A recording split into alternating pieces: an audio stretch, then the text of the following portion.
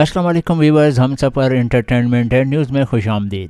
بھلے شاہ کی نگری قصور شہر کے ریلوے اسٹیشن سے تقریباً 1 فرلانگ کے فاصلے پر واقع محلہ کوٹ مراد خان میں رہنے والے ایک معمولی نوعیت کے گویّا امداد علی کے ہاں 21 ستمبر 1926 کو آنکھ کھولنے والی پھول سی بچی جو کہ ان کی 8ویں اولاد تھی، جس کا نام اللہ وسائی رکھا گیا۔ امداد علی خان کا خیال تھا کہ یہ بچی بھی ان کی بڑی بیٹیوں کی طرح اس کے ساتھ تھیٹروں میں جا کر گایا کرے گی اور اسے بڑھاپے کا ایک اور سہارا مل جائے گا۔ اللہ وسائی 2-3 سال کی ہوئی تو والدین نے محسوس کیا کہ یہ بچی توتلی ہے، مگر اس کی آواز بہت خوبصورت ہے۔ وہ کاف کو ٹاف کہتی تھی۔ گانے بجانے والا خاندان تھا، اس لیے باپ نے ضروری سمجھا کہ اس کو موسیقی کی باقاعدہ تعلیم دی جائے، بڑی ہوگی تو توتلا پن خود ہی ٹھیک ہو جائے گا۔ مگر اس وقت اللہ وسائی کے باپ سمیت کون جانتا تھا کہ اس بچی کی آواز اتنی اچھی اور مدھر ہوگی کہ اس کی مٹھاس برِ صغیر کی حد بندیوں کو عبور کر کے دنیا بھر کے لوگوں کے کانوں میں رس بھرے گی، اور یہ خوش بخت بچی اتنی معروف ہو جائے گی کہ لوگ اس کے کمال فن پر رشک کریں گے۔ اللہ وسائی نے بڑی ہو کر نور جہاں کے نام سے شہرت پائی۔ اداکاری ہو یا گلوکاری، نور جہاں کا انداز شاندار، منفرد اور ہر دیکھنے والے کی پسند کا حصہ رہا، اور نور جہاں کو ان کی سریلی آواز نے امر کر دیا۔ ملکہ ترنم نور جہاں نے ہندوستان اور پاکستان کی فلم انڈسٹری پر راج کیا۔ نور جہاں کے والدین نے ان کا نام اللہ وسائی رکھا تھا اور وہ ایسا وسیع کہ ہر دل میں بس گئی۔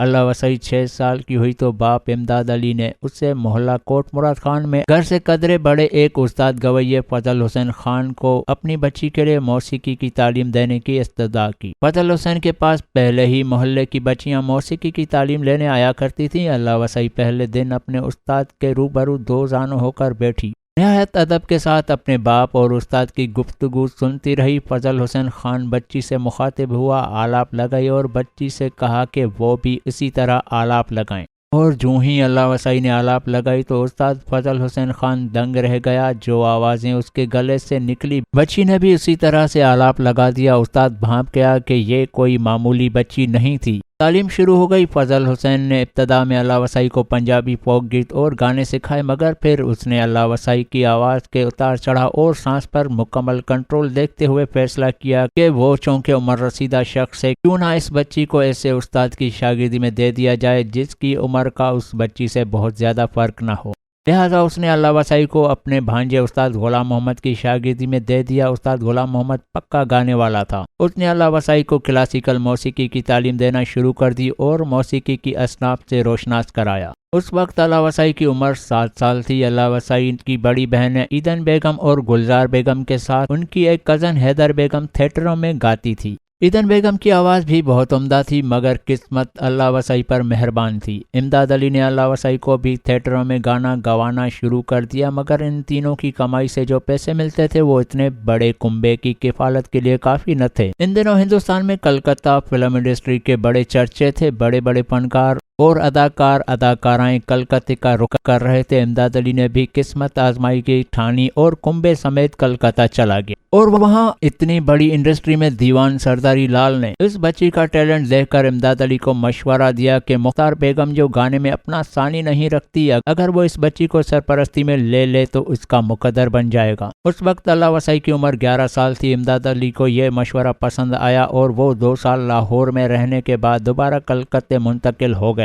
اور اس کی یہی منتقلی اللہ وسائی کی قسمت کا دروازہ کھولنے کا سبب بنی۔ کلکتہ میں امداد علی نے اس وقت کی معروف ترین گانے والی مختار بیگم تک رسائی حاصل کی۔ مختار بیگم نے اللہ وسائی اور اس کی بہنوں کو سنا تو خوب داد دی۔ مختار بیگم نے انہیں اپنے شوہر سے بھی ملوایا اور انہیں فلموں میں کام کرنے کی ترغیب دی۔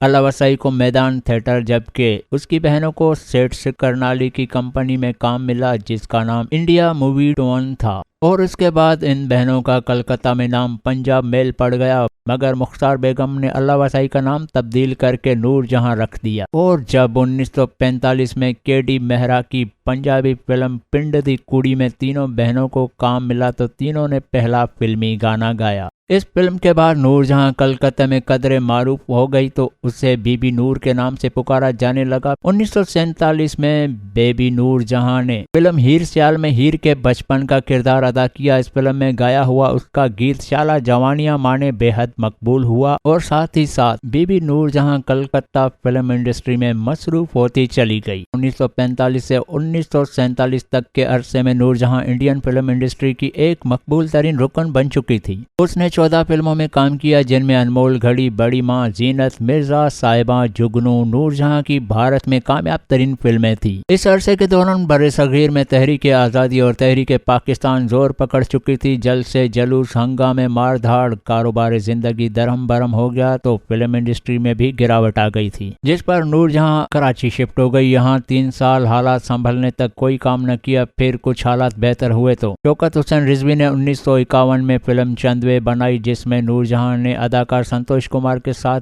काम भी किया, गाने भी गाए और फिल्म की डायरेक्शन भी की। और ये पाकिस्तान में नूर जहां की पहली फिल्म थी और इससे फिल्म की पहली खातून डायरेक्टर होने का एजाज हासिल हुआ। 1952 में नूर जहां की दूसरी फिल्म दुपट्टा रिलीज हुई। इस फिल्म को असलम लोधी ने प्रोड्यूस किया था। इस फिल्म ने नूर जहां की पहली फिल्म से भी ज्यादा मकबूलियत हासिल की और नूर जहां मुल्क के कोने कोने में मशहूर हो गई। जब पंजाबी फिल्म हीर रांझा बनी तो नूर जहां ने इस फिल्म की हीरोइन फिरदौस के लिए गाने गाए। ये गाने इसने ऐसी दिल जमाई के साथ गाए कि आज तक कानों में रस घोलते हैं। नूर जहां ने अपने शानदार मौसीकी के कैरियर में तकरीबन 20,000 से जायद गाने गाए हैं जिनमें फिल्मी गाने, मिली नगमे, गजल, क्लासिकी, लोक और नगमाती गाने शामिल हैं। उनकी गायकी मुख्तलिफ जबानों में थी जिनमें उर्दू, पंजाबी, हिंदी, सिंधी वगैरह शामिल हैं। इनकी आवाज़ को मुख्तलिफ मौसीकी की सिनफों में पसंद किया गया जैसे कि गज़ल, भजन, कवाली और नगमाती गाने। नूर जहां के गाए हुए मिली नगमों का भी एक अहम मकाम है और उनका मजमुआ तकरीबन 60 से 70 मिली नगमों पर मुश्तमिल है। इन मिली नगमों में खास तौर पर पाकिस्तान के हुब्बुल वतनी और फौजी जज्बों को उजागर किया गया है। उनके कई मिली नगमे पाकिस्तान की तारीख में सुनहरी हरूफ से लिखे गए हैं और आज भी अवाम में मकबूल हैं। मैडम नूर जहां को बेहतरीन प्लेबैक सिंगर के मुतअद्दिद निगार अवार्ड दिए गए। इसके अलावा millennium singer, life time achievement award, Sitara Imtiaz, pride of performance के अलावा गोल्ड मेडल्स और कल्चरल एम्बेसडर ऑफ पाकिस्तान का एजाज भी दिया गया। उनका माजी की हिंदुस्तानी फिल्म अनमोल घड़ी में गाया गाना आवाज दे कहाँ है दुनिया मेरी जमा है आज भी दिल को मोह लेता है। और जब 1982 में वो आखिरी मर्तबा भारत के दौरे पर गई तो बम्बई में स्टेज पर परफॉर्मेंस करते हुए नूर जहां ने जब यही गीत गाया तो साथ खड़े अपने जमाने के चोटी के म्यूजिक डायरेक्टर नौशाद ने खूब दाद देते हुए कहा कि वही आवाज, वही कंट्रोल और वही जादू है। तकरीब में मौजूद हर शख्स झूमता रहा। लता मंगेशकर बजाते खुद नूर जहां की बहुत बड़ी फैन थी। नूर जहां को गले लगाती थी और उसे अपनी रग्गी पर मुकम्मल कंट्रोल हासिल था। अपने गाना गाने के आखिरी स्पेल में जब मैडम नूर जहां ने राग मारवा में बनाया गया पंजाबी गीत मेरे दिल दे शीशे विच सजना पई सजदी है तस्वीर तेरी गाया तो लोग दंग रह गए। आखिरी उम्र तक उसकी आवाज बरकरार रही। नूर जहां की आवाज की रेंज लासानी थी। कुछ लोग कहते हैं कि 1965 की पाक भारत जंग के दौरान जो मिली नगमे गाए उन पर उसे मलका तरन्नुम का एजाज दिया गया और बाद उसे तकसीम हिंद से मिलने वाला एजाज करार देते हैं। उनका एक बहुत मशहूर मिली नगमा जब तक है जमी पर हम पाकिस्तानी हैं जो फौजी जवानों के हौसले और हुब्बुल वतनी के जज्बे को उजागर करने वाला गाना था। नूर जहां की आवाज उनके मिली नगमे जंग के दौरान अवाम और फौजी जवानों में जोश व जज्बा पैदा करने में मददगार साबित हुए। नूर जहां ने फैज अहमद फैज की नज़म मुझसे पहली सी मोहब्बत मेरे महबूब न मांग गाई तो फैज अहमद फैज ने कहा कि अब नज़म मेरी नहीं रही नूर जहां की हो गई है। नूर जहां ने मेहदी हसन, इखलाक अहमद, अहमद रश्दी और बहुत से दीगर मर्द गुलकारों के साथ भी अपनी आवाज का जादू जगाया। उसने बड़े सगीर की चोटी की हीरोइनों को अपनी आवाज से मारूफ किया। बड़े सगीर की कई नस्लें मलका तरन्नुम नूर जहां की मद भरी आवाज में गाए गीत सुनकर जवां हुई। लाहौर का शाहनूर स्टूडियो आज भी मैडम की याद ताज़ा रखता है। बड़े सगीर इंडो पाक की फिल्म इंडस्ट्री की तारीख मैडम नूर जहां के बगैर अधूरी समझी जाएगी। ऐसी आवाज सदियों में पैदा होती है। इसने फिल्म इंडस्ट्री पर राज किया। वो निहायत खूबसूरत और खुशगिलो तो थी ही, खुश लिबास भी थी।